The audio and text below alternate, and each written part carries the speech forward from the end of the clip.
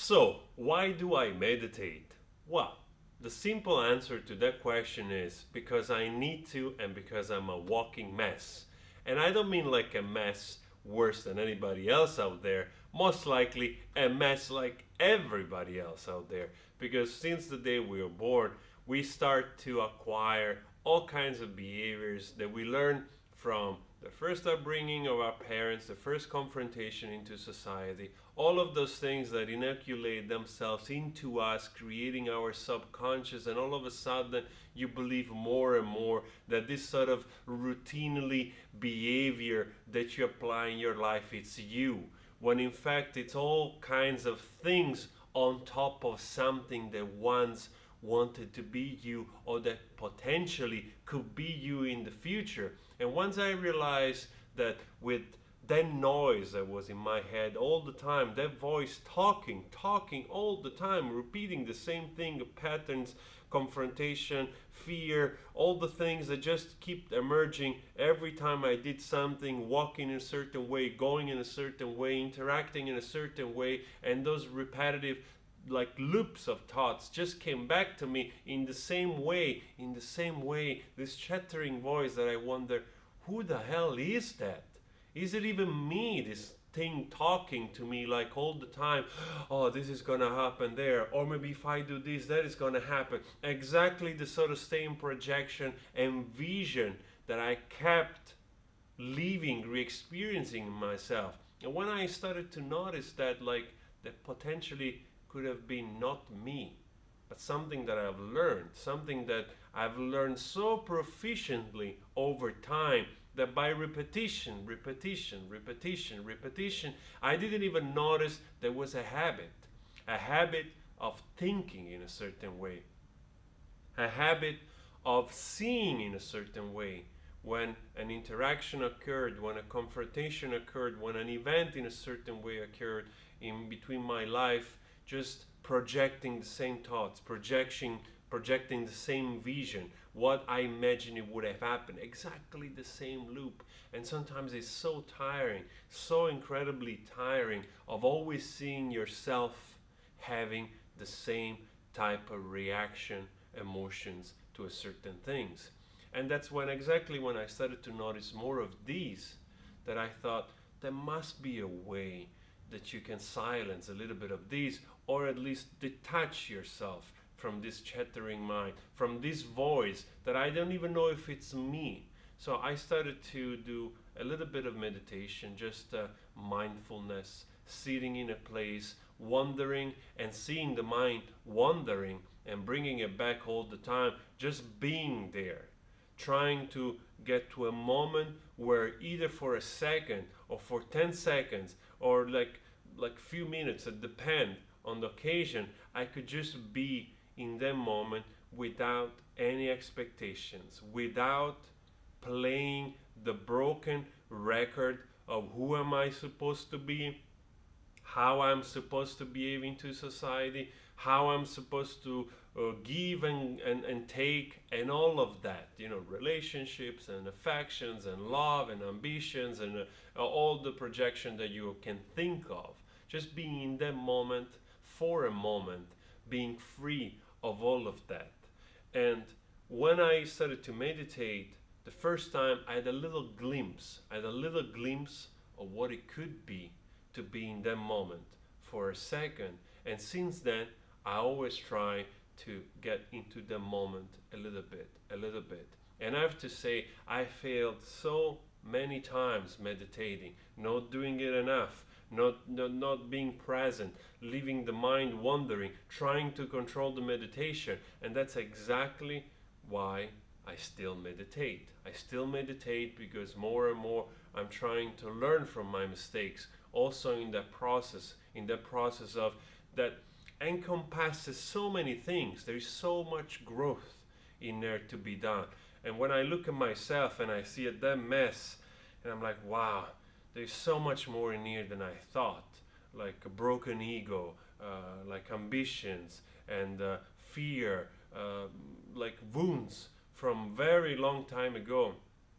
And you're with all of that stuff in there, that every time you poke it, there is a sort of release of energy, of emotions, of triggers and things that you carry through your life, or potentially you try to carry through your life in the way you behave, in the way you make decisions. And I noticed that as well, and I didn't want all of those things to affect my life for the worse. So more and more, I'm always here trying to learn more about meditation, being immersed more, meditate more. And recently I started to do more transcendental meditation. I'm still new to this, applying a sort of mantra to the meditation, that you focus on that word, and if you lose focus, then you go back on the word. And there are several techniques. I'm still looking into it. There's a very traditional way of repeating mantras which they're given to you already, which they're sort of very traditional mantra. But sometimes I also like to apply something a little bit more personal, like applying a word that sort of resonates with me right now. I don't know, like overcoming a certain type of fear or whatever. So I try to focus on that, to literally try to rewrite into my subconscious, into that program, into that like way of doing that it's been there for so long, and just wanting to get rid of it, to implement some sort of new program, so to speak, to give a sort of modernized approach to this. And it seems to work. It seems to work. It seems to work quieting myself, giving me a chance to make a little bit of space in between all of the rest that I thought it was me. And that fact alone just propels me with desire to keep doing it, to keep just moving towards that direction, because I know that left undone, there is not much healing going on. And you just carry on yourself with everything you taught, with everything you think it's you, that cannot be undone. Like we always say, yes, but I'm like this, so what can I do? And that's exactly what I don't want to find myself in 10 years, in 15 years. I don't want to be me. It sounds a little bit crazy or strange, but I want to be the me that I'm truly supposed to be.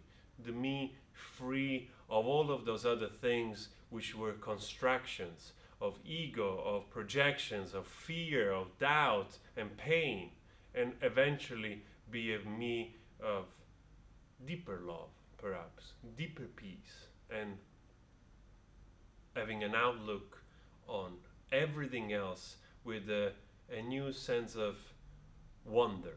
Because a lot of times when I look up at the sky, or when I look around me and I see a tree or a bird, and I think of this strange spinning ball that we are on, and I don't even understand it. I recently just saw this little fact about the distance in between planet Earth and the sun, that if you had to travel with a normal jet, an airliner, right, that flies at 800 kilometers an hour, 900 kilometers an hour, will take 19 years to get to our sun. Eventually, probably you will melt into space, whatever.